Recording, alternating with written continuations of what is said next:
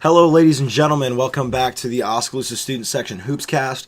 This is going to be our Grinnell instant reaction as well as our DCG look ahead. My name is John Hurl. I'm joined by Connor Swim. We're here in our pajamas. We're here in our pajamas, post-pajama night.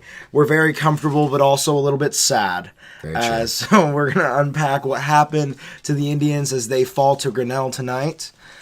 And we are also going to look ahead at DCG, which we can hopefully get a win. It's going to be on the road, so it's going to be tough. But Connor, before we get started, is there anything you want to say right off the bat? Yes, so stay till the end of the podcast, and we're going to be giving away that $25 gift card to those of you who entered, so stay tuned. Mm-hmm. And we are going to try to keep this super positive like we did in the past one. Yes. We're going to try to keep it positive for the team.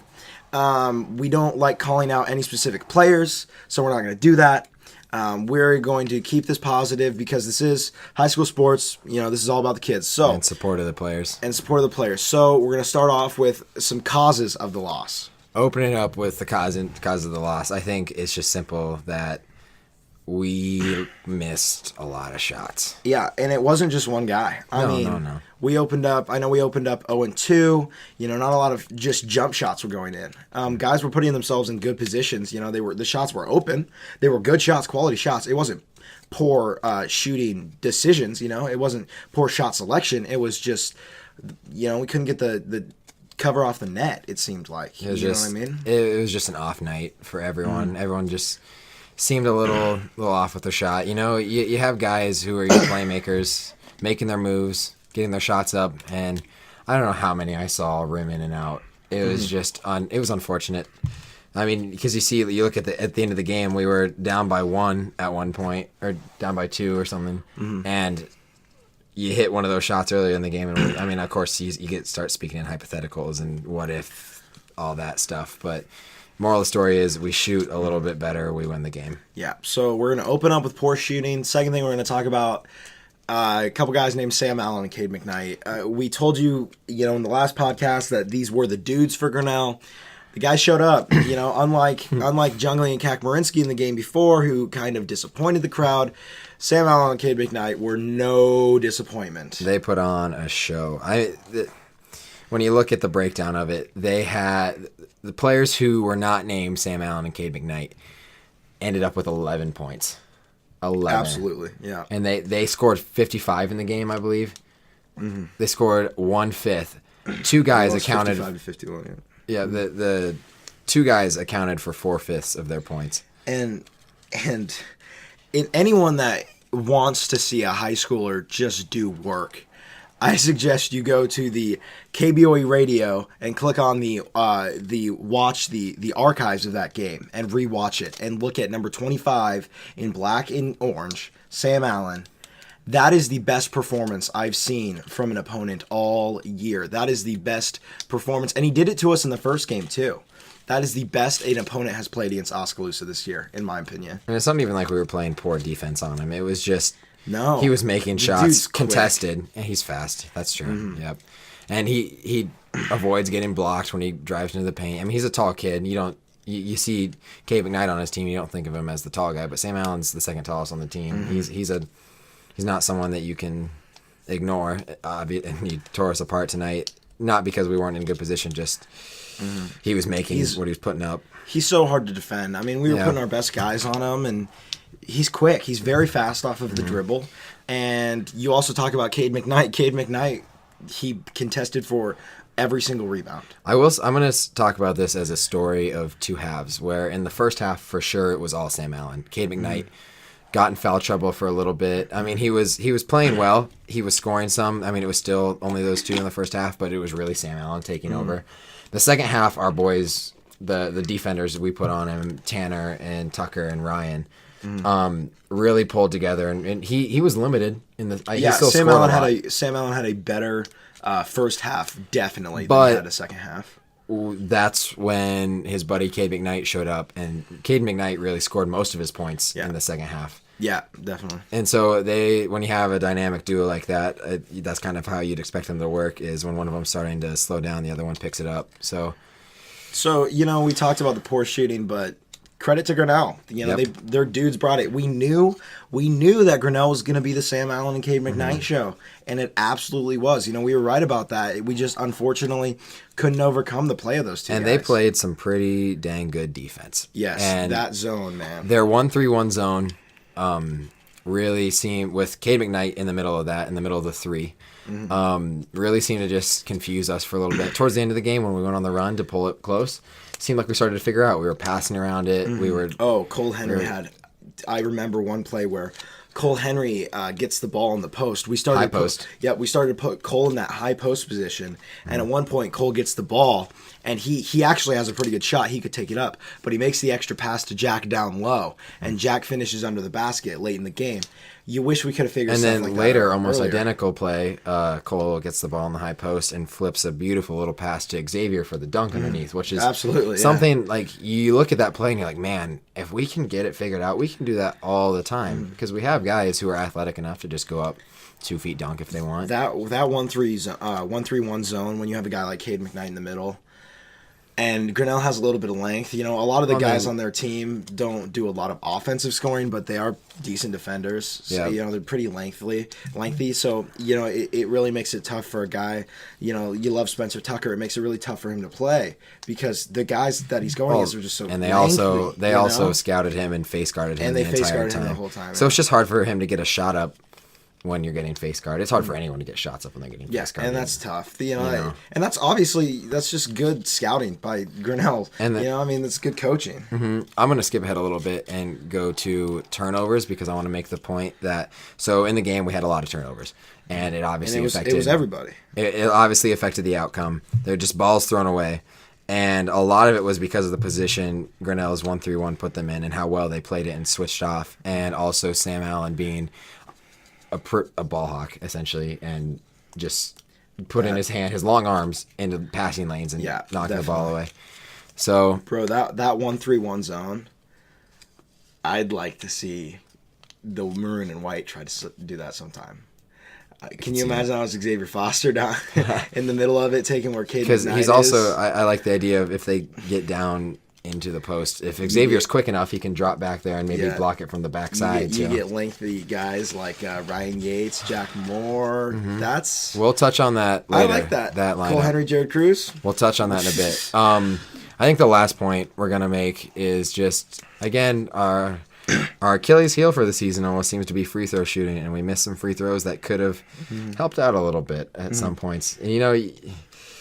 Yeah, free throws is an easy thing to blame because they are easy things to make. You know what I mean? Like, not necessarily easy, but they're shots you should make from 3-point or from the free throw line. So, but you know that's something that's said every time. So. And you know, one last thing, it was too little, too late. We came back in the end. Xavier looked good in the end, which is a little highlight to what we're going to talk about next. But man, too little, too late. You know, we came back in the end. We were looking good. We were showing what Aussie basketball was doing. We were figuring out that 1-3-1. We were making Sam Allen and Cade McKnight give the ball to people that were worse than them. Yep. And those people that were worse than them were missing the shots, and we were hitting our shots. Yep. But unfortunately, there's only 32 minutes in a high school basketball game. And there's no shot clock, so we ran out of time. Unlucky. So moving on to the positives. One, I know John wants to talk. This is the happy part of the podcast. Everyone get happy. You know, this is the part where you're going to start liking us again. The positives, Connor.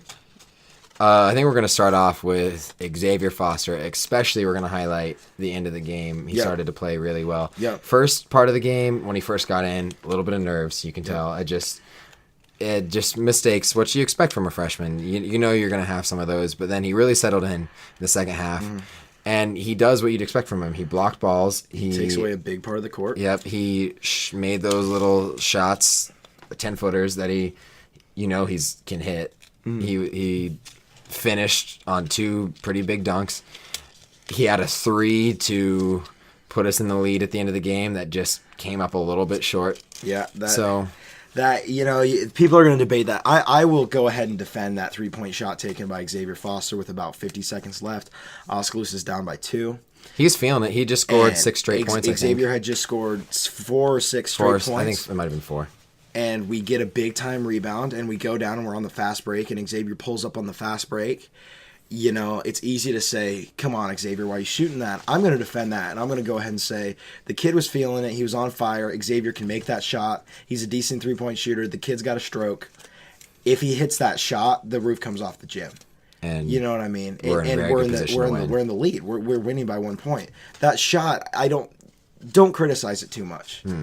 I do not criticize Xavier Foster at all. That shot is not the reason we lost the game. Nope.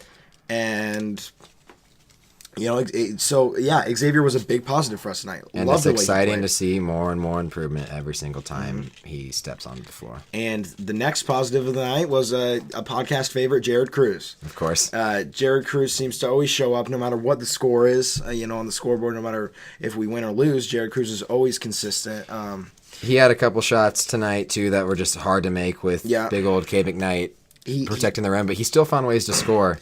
When he's that much smaller, it's something to watch. There were times when he just straight up made a better move than Cade could defend and scored with him in his face. And Jared, like most of the other Indians, struggled in the first half scoring. A little bit. He came out during halftime, he had a big second half, and he showed the classic Jared Cruz that we've come to know and love. And that's just, I think it's easy to forget. When you talk about positives of games, it's easy to forget the positives that are always there, the positives that are always constant. But I think you have to remember Jared Cruz every single game because it seems like he's always there.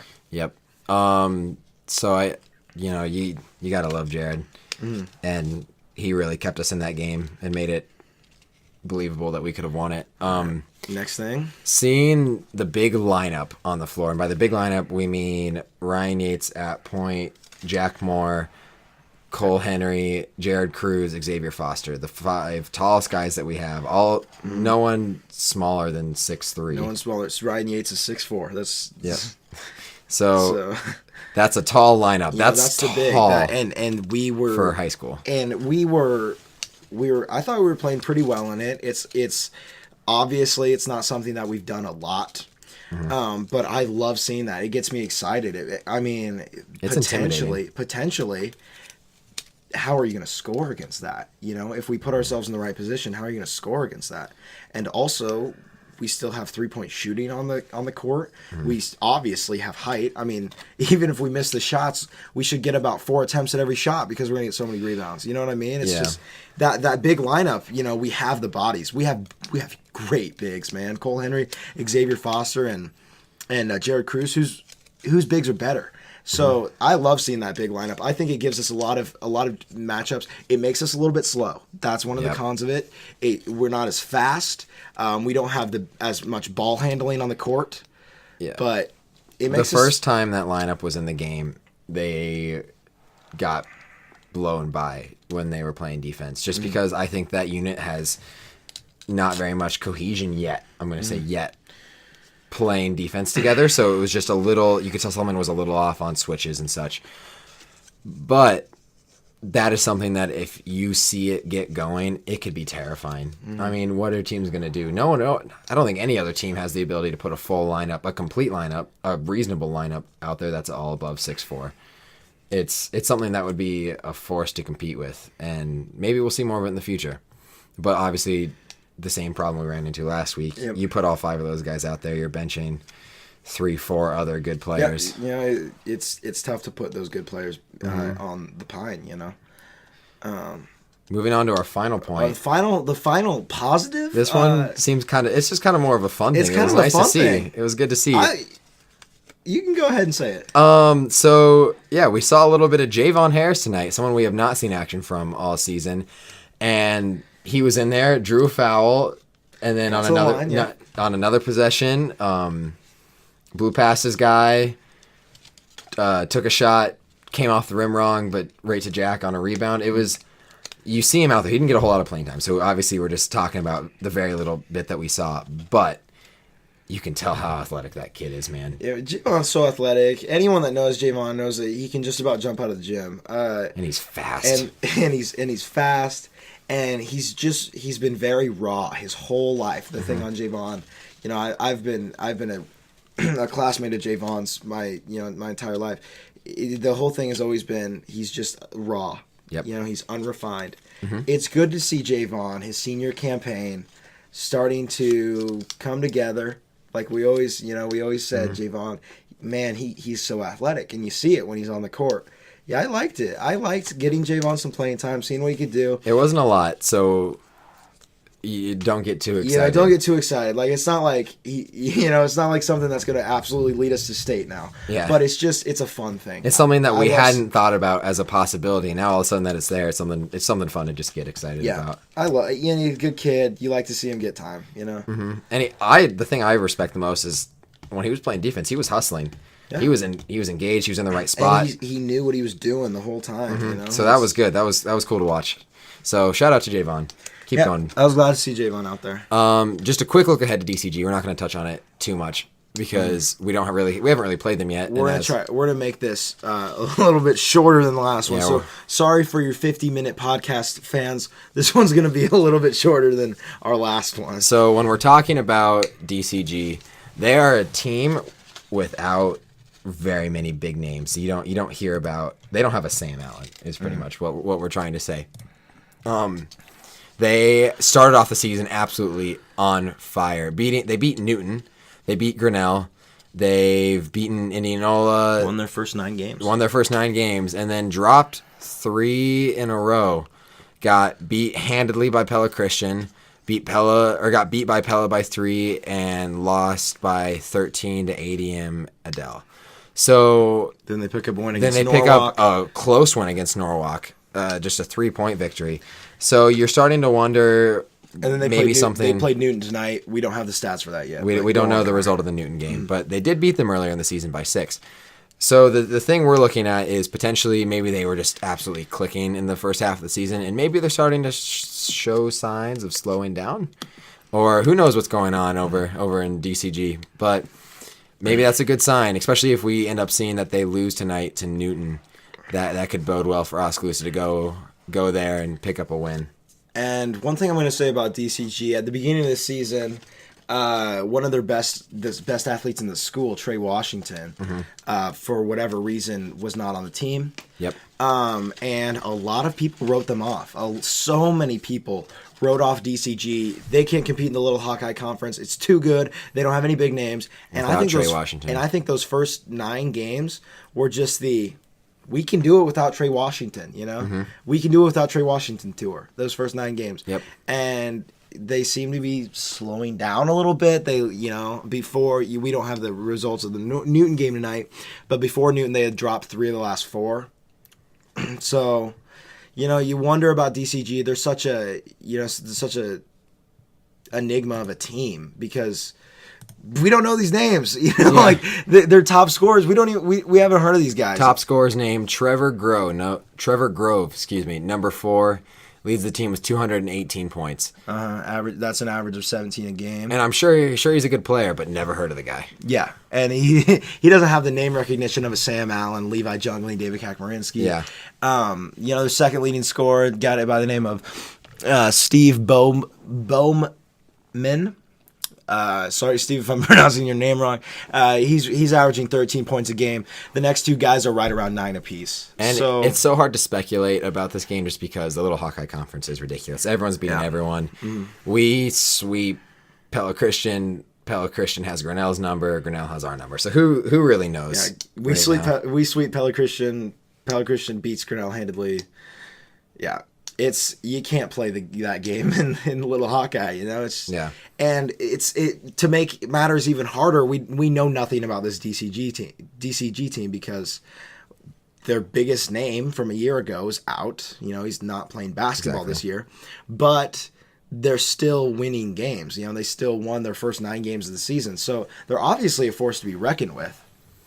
So. It's pretty much what John and I are saying is we have no idea what to expect from this DCG game. And another thing, they shoot the 3 pretty well. Yep. Their top guy shooting around 43%. A guy by the name of Jordan Humphrey is shooting 50% from 3-point land, and that's with 25 attempts. So that's a solid, that's a real stat. Mm-hmm. So they shoot the 3 pretty well. So who knows? Who knows? We don't. Sure. Can't. I'm not going to tell you I'm a DCG expert. I'm looking at the stats. So Now, we think that we've talked about enough hoops. We are going to get into the Subway gift card giveaway portion of the podcast. And Connor is currently filming what we're doing right now to make sure that there is absolutely no speculation that we are cheating. So, Connor, I'm going to go ahead and pull out a name. Mix them around a little I'm bit. mixing them around, and my head is turned, so Yeah. I'm not cheating. There we go. And I'm going to pull this name right here. And it is Katie D. Katie Doll. Katie Doll. Congratulations, Congrats, Katie Doll. You did it. You won a $25 Subway gift card. Katie, we do not have, or Katie, we will have this Subway gift card for you. We will DM you. We will DM you about the details of that. We don't have a giveaway for this podcast. But 2 notes to leave you on. One is Pajama Night was a fan suggested theme. So if you were not happy with the theme, or if you have a great theme idea, please let us know, and we will put in the works to make it happen. And Pajama Night was a success. There were a lot of pajamas there. I was very comfortable. It made the student section going to sleep when they were announcing the Grinnell players pretty funny, pretty fitting the theme. And if you guys have any suggestions for what maybe you'd like to see the next giveaway to be, come talk to us, and we'll see what we can do about that as well. But other than that, John, any final thoughts? This is a team. This is a team that is improving every single game. Some games more than others. You must remember that every single team makes the playoffs in Iowa high school basketball. So don't take this game as too much. This is a young team. Every single team makes the playoffs. It's all about what we do then. So we just need to keep improving. Try to pick up some wins. Try to get a decent seed, and we might see Grinnell again. Who knows? Because the playoffs are all region-based, so we might see Grinnell again or Pella. So,